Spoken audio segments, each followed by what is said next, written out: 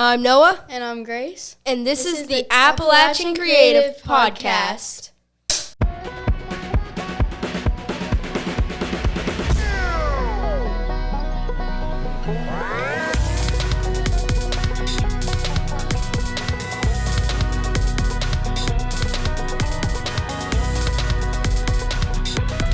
Hi, and welcome back to the Appalachian Creative Podcast. I'm Jacob, and this is my co-host, Jerry. And today, Jerry, tell us what we're talking about. So today we've got a couple accomplished child actors with us today from the area. We've got Noah and Grace. I'm excited to talk to you guys about how you guys broke into the industry, especially at such a young age. It's really nice to see the interest out of somebody so young. Absolutely. And you guys started when you were like really young, right? Grace, why don't you go first and tell us a little bit of how you started, what you like, kind of where you see yourself. Just take us through who is Grace Mullenax. So I started when I was 5 years old at Auburn Arts Academy. I did pre-acting, and then slowly through time, around when I was 6, I did a audition for Arts International, and I got accepted into that. Where's that at? Is that out in Burbank? So it's a showcase, and they switch from Florida to Burbank. Okay. Very often. Very cool. So I went there. I was in front of talent agents, scouts, castings, all that. And that really got me farther. I got in front of people, and that really helped. And I started improv, and improv for me was like really, really my thing to hit on. It was super fun for me, and I liked the idea of just going out and not having a script. Yeah. And just kind of making it my own. Yeah, for sure. And Grace, you're in the Tri-State Film Club, and I think Carson and Jerry, correct me if I'm wrong, but I think she has the most screen time of anyone in the foundation. And she's done several projects with us now. And you've never had a script, so the improv is working out. Yeah. I see myself doing a lot of TV, film.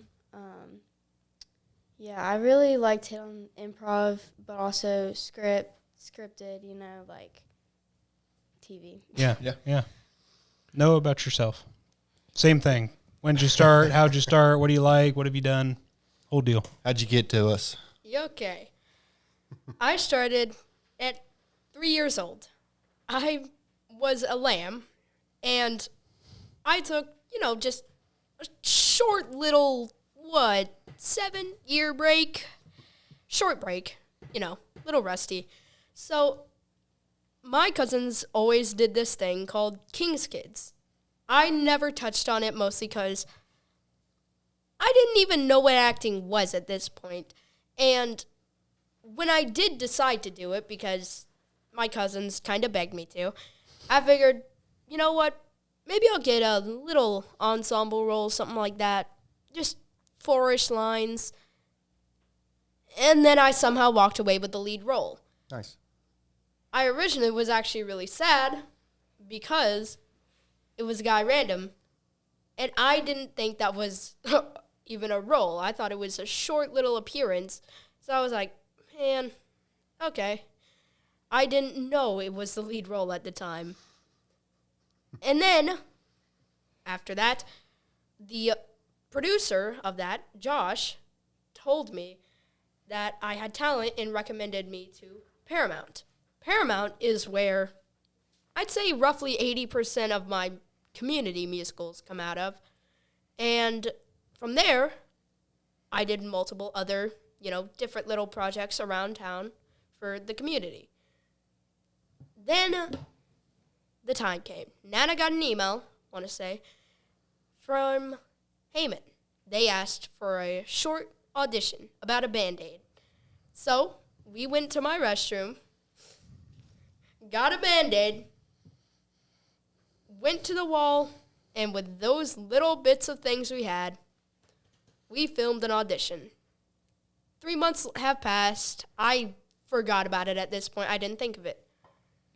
They want me to come into office. wow, this was a lot for me. So I get there, and I see want to say like a 5-ish-year-old daughter coming out crying, and I'm like, I'm not making it. No pressure. if this cute little girl comes out and is crying, I'm thinking, well, there's a chance. And how old are you at this point? At this point, I'm only 11. 11. And then I do my stuff, and since then, they signed me on that day, and I've done commercials, movies, motion pictures. Still bizarres me. You have quite a bit of work under your belt. Yeah. You've got 2 features, 2 shorts, 17 musicals, and a couple of commercials. So with that range and, you know, the longer production time of the features, and then all the way down to things like on-stage musicals and commercials, what have you found that you like the most? What have you had the most fun on? What would you like to do again? Comedy. Features? Yeah. I'm going to be honest. Not features, not musicals, not commercials. Genuinely just comedy as a whole. Yeah. Okay. I don't, if you asked me to pick out of those 3 sections, I couldn't. It's just comedy that I'm good at. And that's not all I'm good at. I've played sad roles. Probably should clear that up. I've played many sad roles, but I just love to feel alive. And if I can make one person laugh at the show I'm in, you know, unless I'm trying to get them sad, if I can make one person laugh, in that case, I've succeeded. That's I'd agree with that. how it goes. I'm a firm believer. If you can get somebody to laugh, you've got a friend. Jerry's a big comedy guy. He's our staff comedy expert here. So it's interesting that you brought up comedy, and then Grace, you brought up the improv. I recently watched an interview with Andy Samberg. He's one of my favorite. Oh, he's great.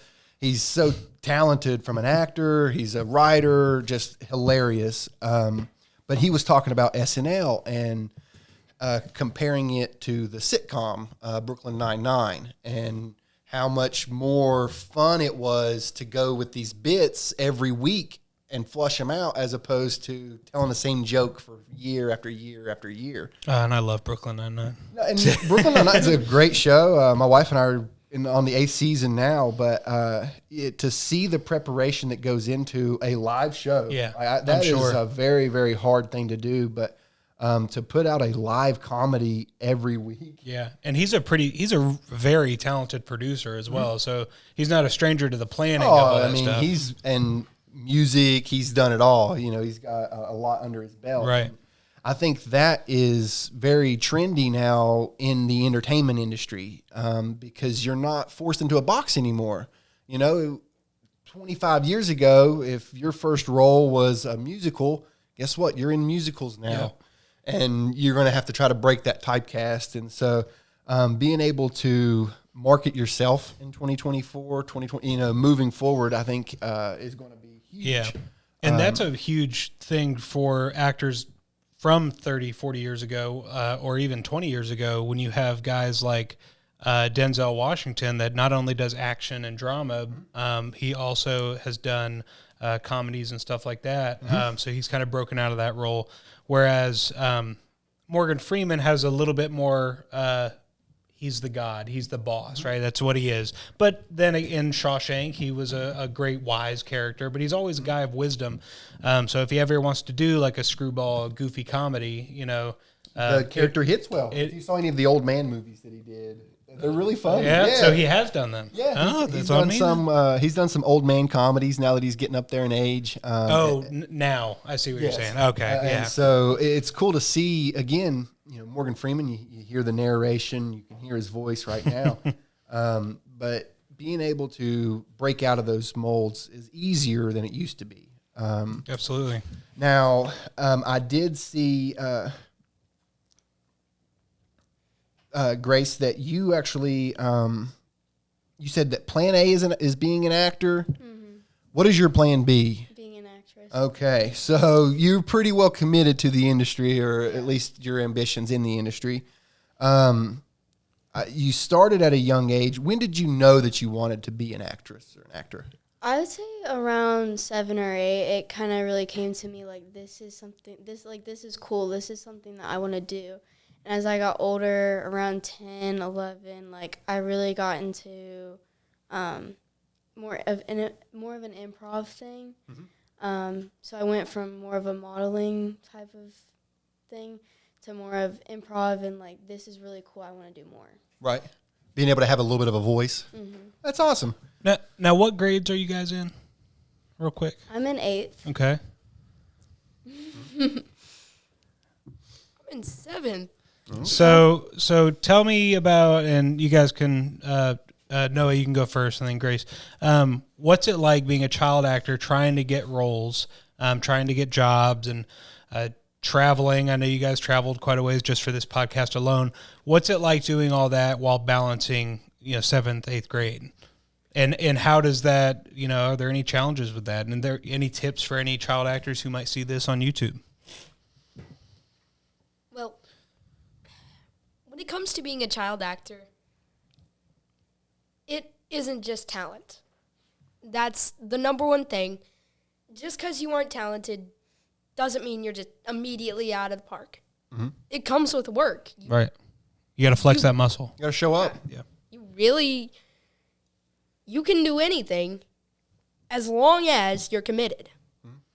And when it comes to how to get roles, you just got to put your heart into it. And there's going to be times where you get an audition and you flop. That's the truth. And But you still have to go to school the next day, right? Like you still pick yourself up and you go about it, right?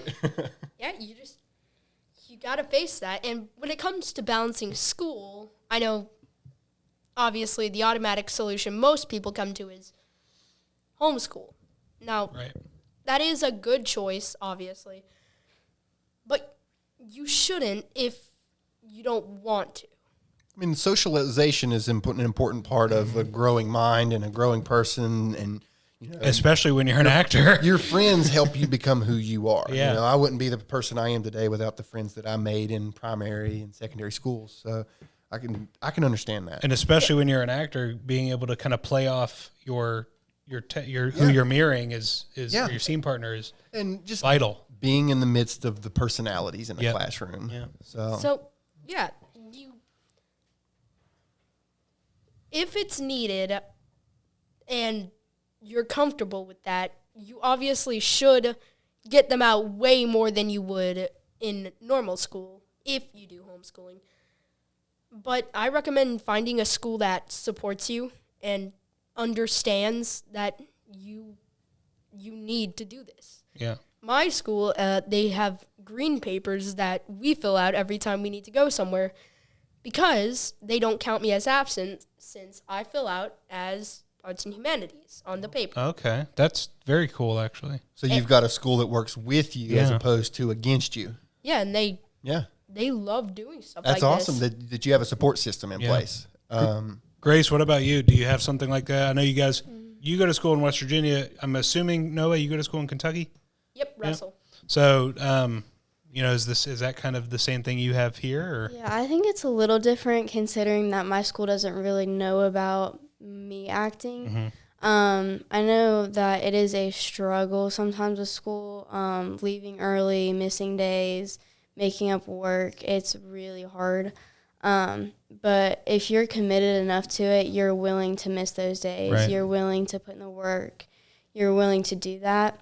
So I feel like if you really have it in your heart and you're set to do it, then you're going to do it. Yeah, And you'll absolutely. You'll get through it. That ambition. So now I'm sure being as young as you all are, your parents and guardians are big on helping you get to these places.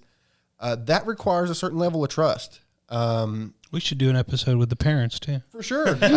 You hit on, you still have to make up that work. You still have to go the next day and do those things. And so building that trust I'm sure was a big part of gaining a little bit more independence and being able to pursue more of this stuff.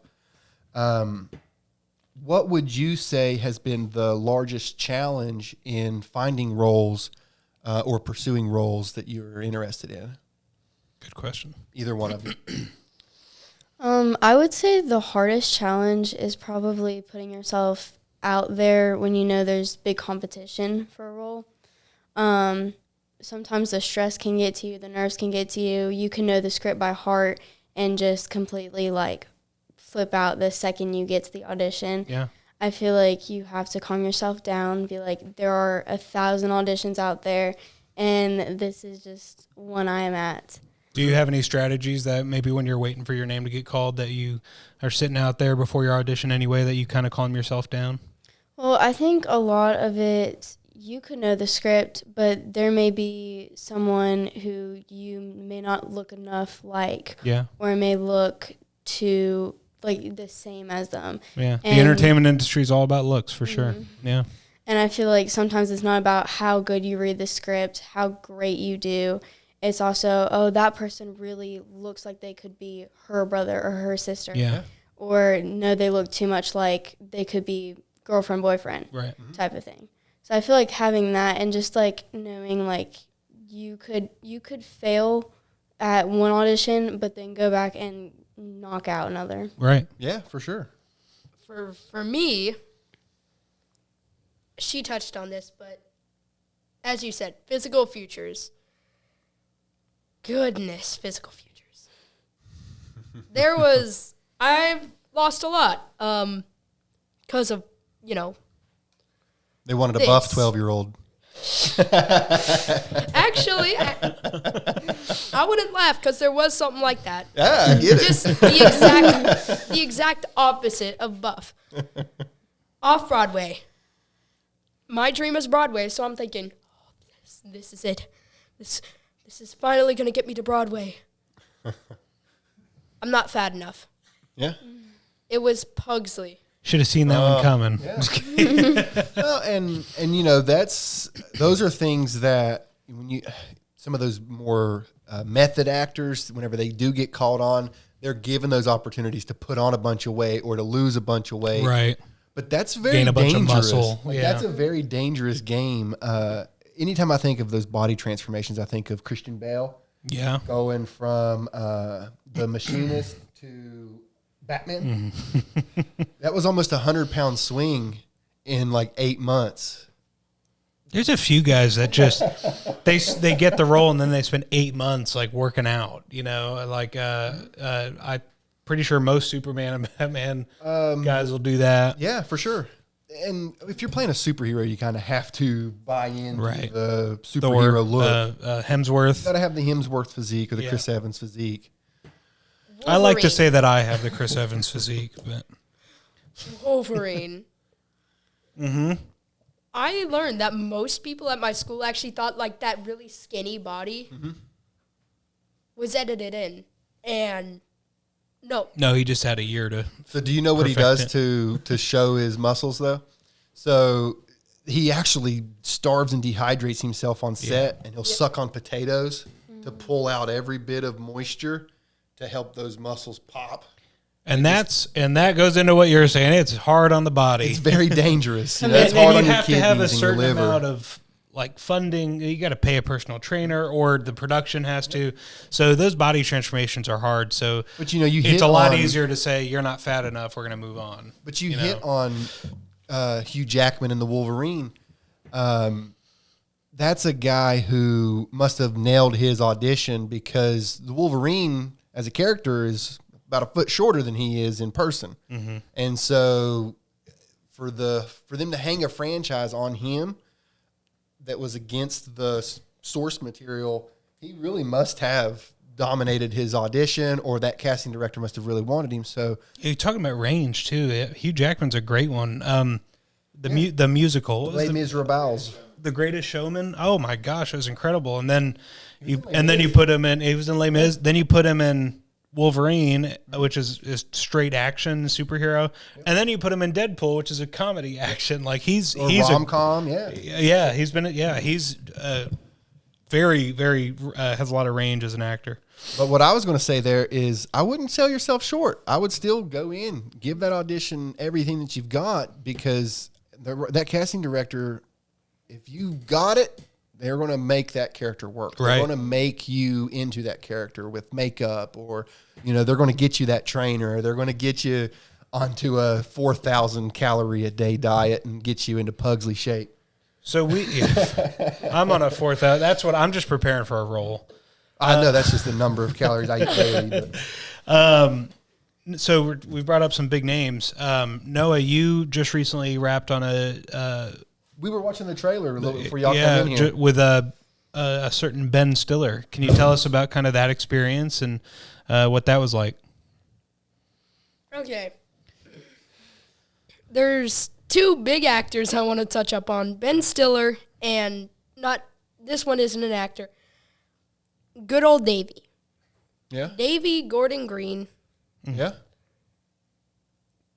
Favorite director, just period. Simple as that. He is, in my opinion, the top of the top. He can do comedies, which at the premiere I saw it. Goodness, this is a hilarious movie. You all need to see it. It looked like a heavily really recommend funny, wholesome holiday movie. It's genuinely one of the best films I've seen, not just in 24, but just as a whole. In general? One of the best films I've ever seen. When's that coming out? 29th of November. Okay, so just about the time this episode comes out. Yeah. So that's awesome. So I looked up. David Gordon Green? Yeah. Yeah, and he has a scary reputation. So I mean, he was executive producer for The Exorcist Believer. He has quite a bit of stuff on streaming platforms that I've seen. That's interesting because I know Ben Stiller is a director. He's directed several of his own projects. Yeah. I And wonder how he decides who he taps in for something like that. It doesn't go without saying that Davy Gordon Green is from Little Rock, Arkansas. Okay. Which is a slightly larger town than we are, but I would say Arkansas is still small town filmmaking. That's definitely a small market. So I'm glad I looked him up. That's very cool. You can make it even if you're from a small town. Don't let the Hollywood and LA tell you differently. But yeah, and Ben Stiller, goodness, Ben Stiller is Ben Stiller. He is, there isn't a word that can Is classify. he just always on? Yes. Yeah.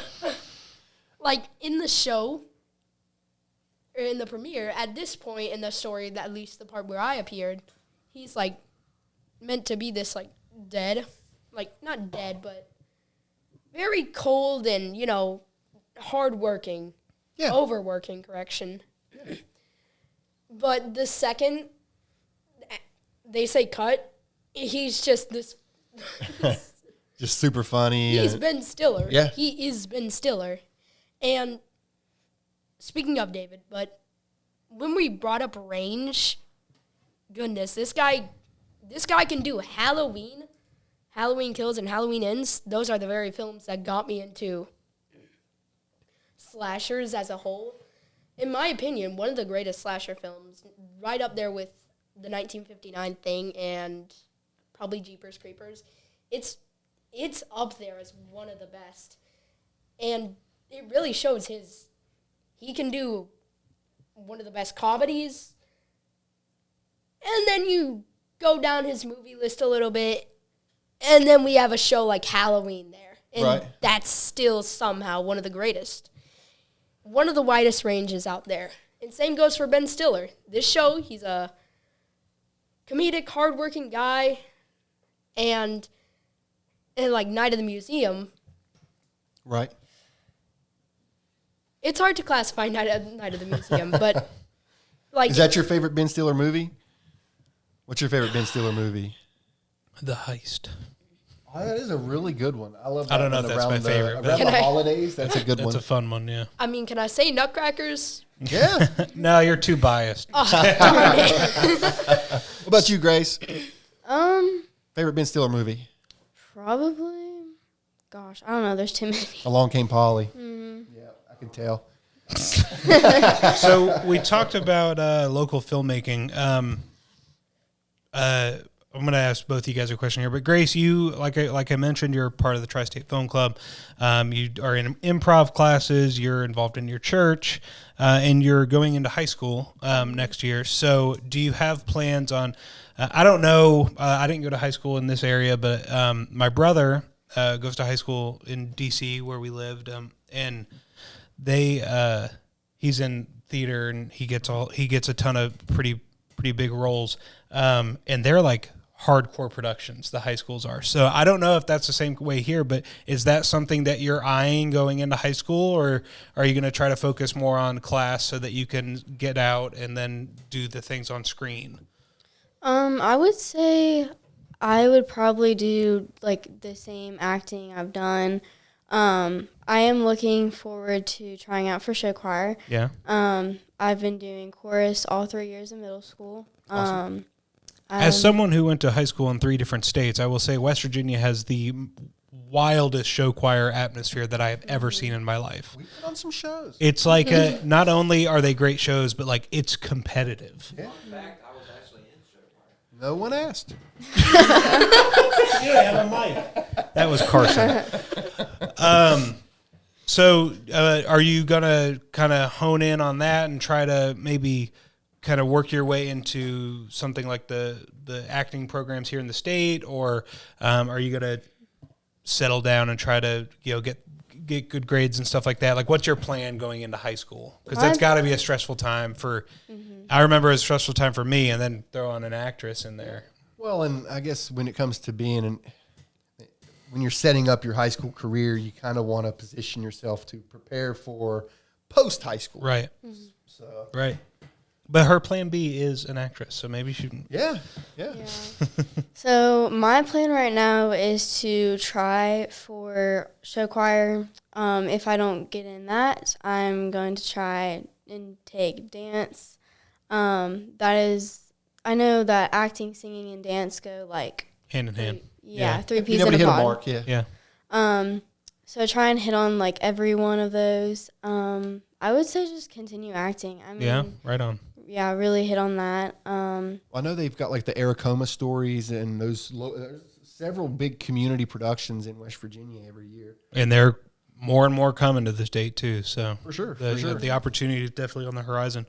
Noah, you have worked with 2 pretty popular local filmmakers.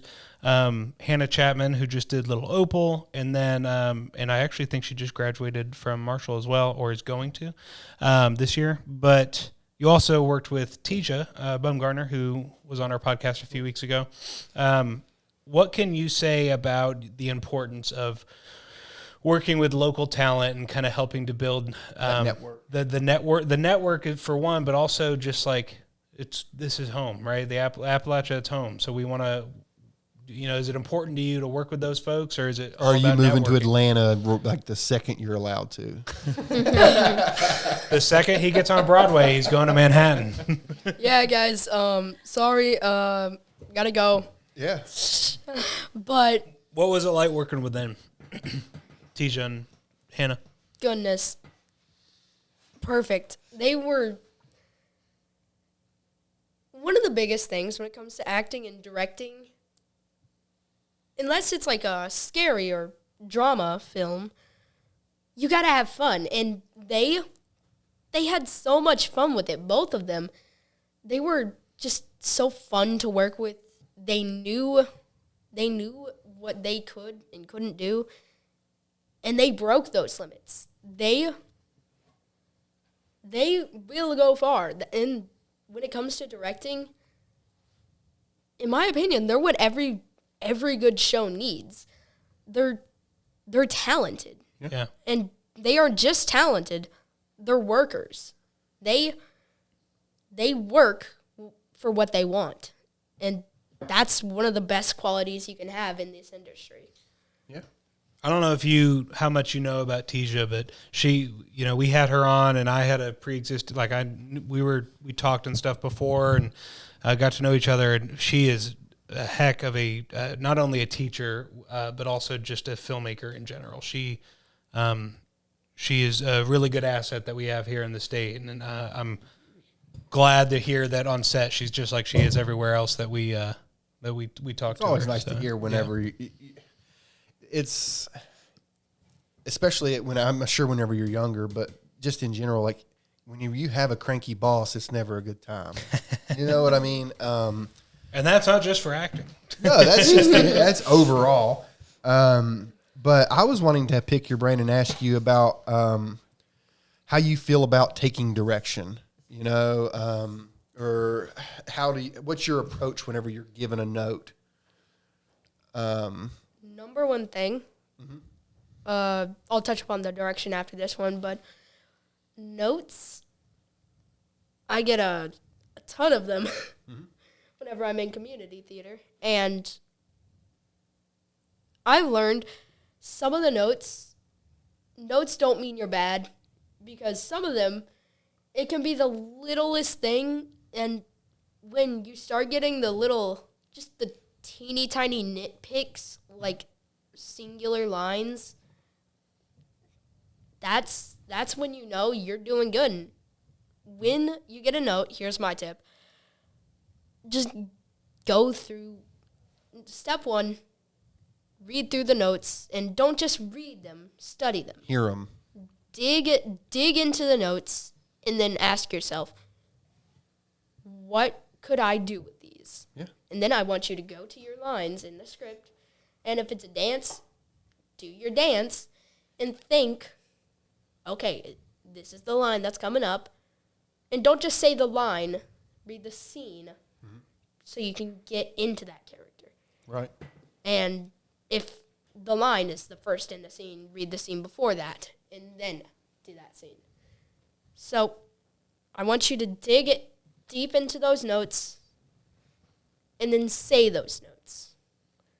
Say those notes mentally and physically when you're reading through it. You said something interesting there.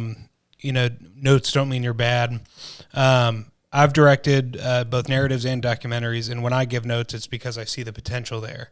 I think that you. So sometimes, if it's a kind of an acting note or a line, sometimes it just comes to me behind the camera, right? I'm like, oh, we should do this. So it has nothing to do with you.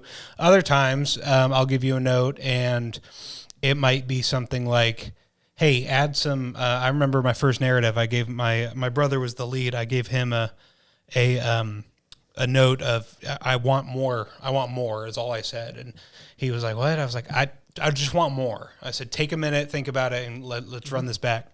And I did it because I knew he could give me more. I didn't even know what I wanted, but I knew he could give it to me. So I think that notes actually have a lot more to do with how you are talented and you are capable. So I'm just trying to get that out of you. You know, right. If I didn't think you were very good, I probably wouldn't give a note, just because, I don't want to waste my time trying to get something that I may not even get. Right? There's so much subtlety and subtext whenever you're looking at a script. And you've got a character description, you've got lines, and their family or something about them. There's subtext there that you have to pull out of that character and deliver it. Whether it's an intensity or it's a accent or something there, you have to be able to kind of take that big direction and just adjust it to yourself. I think acting, I think the best actors are more the nonverbals and stuff like that. It's not hard. It's not hard for someone. Just about anyone can remember a script. Especially in between scenes, probably if not. If you've been doing it for some time, but it's hard to get those nonverbal things that people see, and your eyes have to look a certain. Your eyebrows have to. We at the film festival we went to, the Mountain Craft Film Festival. We listened to an actor give a workshop, and he was talking about like where your head is. Just, you don't sit like this. You might when you're on camera because you want to sit up big and tall, but usually you have a slouch, or if you're a curious character, you're going to tilt your head to the side a little bit. Those super tiny things, those kind of notes, like I said, are probably just a character note. It has nothing to do with you as an actor. It's just we want to convey this look on screen. Well, and going back to range, I saw an interview with Gary Oldman. Okay, he's probably one of the most talented actors of our lifetime. And he was talking about a note that Nolan gave him on one of the Batman films. And all he said was, there's more at stake. And Gary Oldman, being the professional, he took that note, internalized it, and he went out there and he must have delivered. So there's more at stake is an amazing note from a director. Like just the director's choice of words there, Nolan's choice of words there is that's a really cool note to have. Yeah, and I think I struggle a little bit in the directing sense just because I like to see what the actors are going to put into the character. I like to leave a little room for improv. A little of that improv, yeah. I mean, at the end of the day, please read what I wrote on the script. But You worked hard on it. I'm going to also make sure there's time in my day to accommodate those things. I'm not necessarily going to nitpick a performance unless I know exactly what I'm looking for. I'm trying to think of the way I want to pose this question. Because I know, Grace, you've worked in community theater and you've also done some television work, right? Mm-hmm. So what would you say is the biggest difference between a local production like that versus a big production meant for screen? Well, I think definitely what they want out of you is different. Local may be, okay, we're going to play around with this for fun type of thing. If it is for screen, it's a little bit more less lenient and a little bit more, okay, we have a job to do, let's do it. Mm-hmm. I know that I worked with Ghost Brothers, and they were definitely like, they didn't have any script, nothing. They were just, we're going to throw you out there, see what you can do. And that's kind of a reality series type of a show? Awesome. It was in the Trans-Allegheny Lunatic Asylum. Yeah. Oh. Yeah. So my wife won't let me go there. It's too scary. Being there at 8 o'clock at night is not. Also scary. Yeah. I think we found a bat in the ceiling at one point. Yeah, not fun. But I definitely think that when you work for these directors, producers that are meant for more screen, you have more of a direction. And when you're doing local, you have more lenient and more of a, let's do this for fun. Yeah. Let's see how this turns out type of thing. Yeah. It's more passion induced, more creativity. Mm-hmm. And I got to tell you, it comes down to budget, I would imagine. Because, again, producer that has money on the line, you need to get here. You need to hit your marks. You need to read the words. So that makes sense. I've been that's something I've really tried to stay consistent in my own growth as a director. My first film was a no budget, right? There was nothing there, no investors or anything like that. So it was a lot of that. It was like, here's the script, but like if you're vibing with something, just go for it, you know? My most recent film was a documentary, and the total budget for that film was $350,000. Yeah. And there was a lot more pressure to get that right. The investors we had were members of the film, and they gave me not $350,000. We didn't work with When you say the budget of a film, that's not always $250,000. That was nice of them. When you say the budget of a film, here's a note for you listeners. It's not always the money that you actually have in your pocket. It's the man hours. For me, it was man hours that I put in and my team put in that I wasn't able to pay them for unless we got an investor or distributor. But it goes to the production quality, right? So anyway, but I did raise over $10,000 from investors, and even that relatively small amount of money, I was like, I have to make sure that these people are represented perfectly and that their businesses are, protected and stuff like that. For sure. Because they were doctors and stuff. So like they've spent their lives growing a business. So there's a lot more. Maybe we don't say that, or maybe we phrase that differently because Susie down the block might think something is. That's that subtext. Yeah. So it's not just narratives where that stuff's important. That was a documentary, and we're in conversations with 3 different distributors right now. And partially because nobody looks bad, right? We made it so that everyone looks good and that we were able to kind of maintain some professionalism about it. So as the money goes up, hopefully I'm able to still give a little bit of leeway with my actors. That's something I really hope I can continue to do. So now that you guys, are growing up and you're looking to grow into a professional career, are there any characters that you've read in books or that you've seen on screen, or you've seen in a cartoon or something? Any of these characters that you were like, this character was made for me to play? And if they, what a great question, they bring it out, like you're going to do everything you can to move a mountain to get that role. So let's start with you there, Noah. What's your dream role? Raggedy Andy. Yeah, because you look so raggedy. Well, probably Raggedy Andy or Beetlejuice. Like a Beetlejuice Jr.? No. Actually, They're going to reboot it in 15 years, and you'll probably They be will. of age. Yeah. When the money starts coming For down, sure. they'll make another one to get the profits up. Beetlejuice, Raggedy Andy. Nope, correction. Raggedy Andy or Beetlejuice. There you go. I love You ever doing done the voice. voiceover work? I'm going to be honest. I really wanted to do voice acting. You're not bad at it. It's just a matter of getting the characters. Yeah. You really have to study. Like, for voice acting, you have to think, It's a lot of air. yeah, what's their height? You know, if they're small, they're going to be like this, a little higher. It's a wonder I don't sound like this if it was height-based. Yeah. And then you have to count in for the teeth. You know, they talk like this if the teeth are out. Yeah. That's the main thing why Bugs Bunny sounds like this. Oh my gosh, I've never Bugs thought Bunny of sounds like a bunny. Yeah. Because he's a bunny. Yeah, I've because saw he has those two little teeth that stick out. Watch out, dog.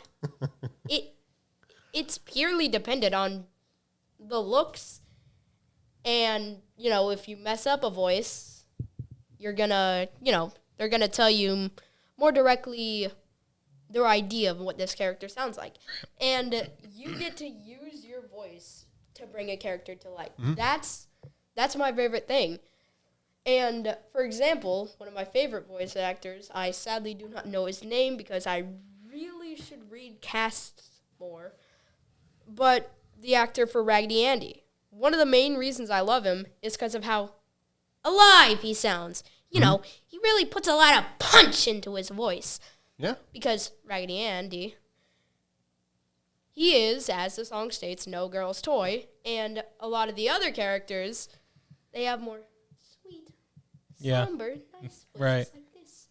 But he is more of a wrestler type. He's the more why-I-yada type voice. And that's my favorite part about him. He stands out from the rest so vibrantly. Right. And I found a script, and I still genuinely look for producers that would be willing to produce a more modern, real Raggedy Andy. Jinx. Anyways. Grace, what about you? Yeah. I don't think I'm really drawn to anything, but I know that I haven't really explored voice acting yet, and it's always been something that I've been thinking about in the back of my head. I like to try new things every so often. So, I do improv, screen, whatever, but voice acting, you could show up to work in your PJs and no one would say anything. Yeah. That seems like a pretty cool job to have. I'd love to show up to work in my PJs. I remember listening to, was it James Earl Jones who did Mufasa in the original Lion King, and hearing him find the roar, and it's him just growling into a mic, and he's like, that's not it. And he goes a little bit lower, and he's like, it's there, but I just can't find it. And then eventually he gets there, and you're like, whoa, that's Mufasa. You know what I mean? And so I didn't know he actually did the roar. Huh? I didn't know he actually did the roar. So yeah, it was a very interesting that's super cool. bit of audio because again, you hear him work.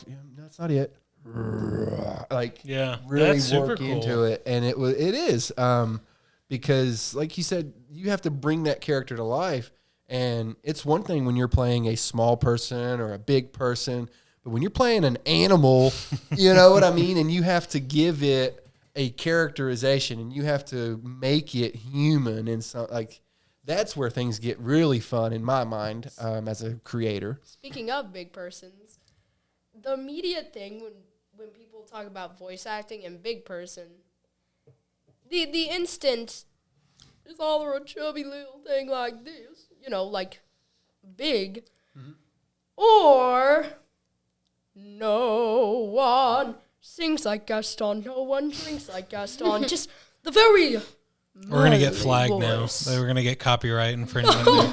Sorry.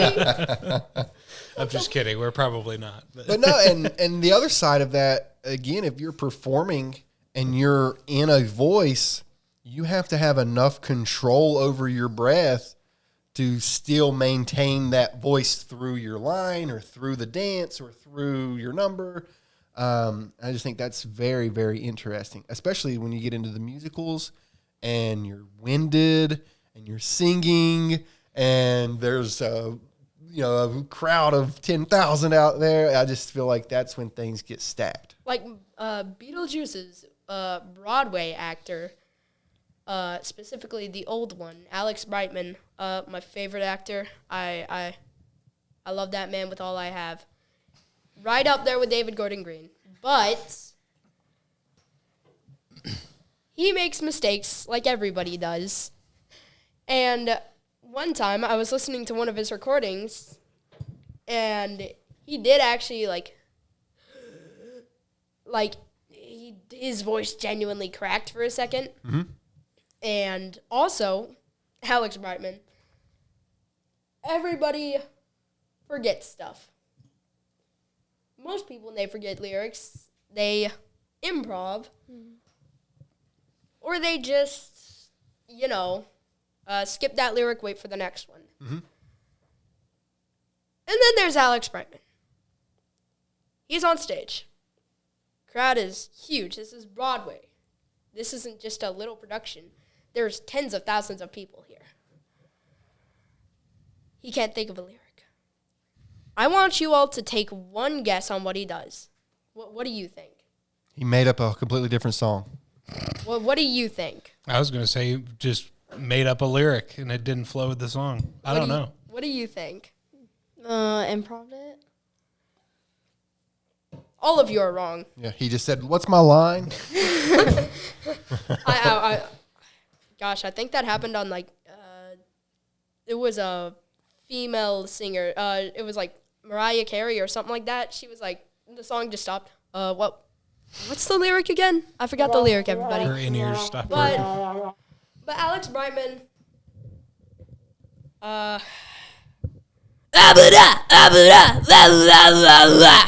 literally just comes up with gibberish. Just found time. And the funny thing is, I would say that we were actually all correct. Yeah. He just made a noise. He just made up whatever it was, yeah. and the funny thing is for most character, like if it was Olaf, let's say, It wouldn't have worked. it wouldn't have worked. But when you talk about Beetlejuice, Yeah, that works. darn it, that's my second time saying it today. I can't say it anymore. But when we talk about BJ, he is literally just chaos. Therefore, him spouting out gibberish in the middle of a musical in a singing time, it'd make complete sense. Why? I don't know. He's been dead for so long, his brain's probably rotting. In fact, fun fact about Beetlejuice. Darn it, I said it 3 times. But fun fact about Beetlejuice. And he's not even here. But the reason, who wants to take a guess on why his voice sounds like this? Because he's dead. Technically. Yeah. But it's actually because when you're dead, you have no nutrients. And when you have no nutrients, there's rotting. And when you're dead for a couple thousand years. You haven't had any water, so it's dry. Pretty serious cotton mouth. Yeah, It's for sure. incredibly dry, and your vocal cords are probably non-existent at this point. So that's the funniest thing about him. And the funny thing is, he can literally just sound like a normal person. He sounds like this sometimes in the movie, but that's only when he pretends to be someone else. And the weirdest thing about Beetlejuice is that you can look up to him as he bees himself. He doesn't change his voice. Doesn't mince words. He's exactly what you expect he is. Yeah. So that there's one redeemable quality about a dead guy. As we start to wrap up the episode, I do want to ask one more question. And we'll start with Grace here. So, Grace, any projects coming up that you're looking forward to? Any anything that we should be keeping an eye out for? Anything like that? I have recently worked on 2. I don't think I can name them right now. Okay. But I do have 2 upcoming. Okay. Sure. You can follow the Appalachian Creative Podcast on Facebook, and we'll announce it. on this. Yes, Yeah. for sure. Noah? Actually, yes. Beetlejuice Jr. is actually pretty soon, and I'm looking forward to that. Is there a good chance I won't get Beetlejuice because, I'm a gremlin? Yes, there's a good chance of that. But look at it this way: if I don't get Beetlejuice, I'm going for Bob. You get one step closer. No, coming from a guy in sales, I've made a career in being told yes, but I had to get a bunch of no's to get to those yeses. Persistence. Keep plugging along. That's how you get better. Every no gets you closer to a yes. Yeah. I'm a firm believer in that, whether it's in sales or acting or whatever it is that you're pursuing. A no is just going to get you one step closer to accomplishing it. If you're ambitious, if you're persistent, and you're willing to be uncomfortable. Yeah. Anything else you'd like to add, Jacob? No, I think that's about it. Thank you guys for Thank coming you on. for making the trip up here. Yeah.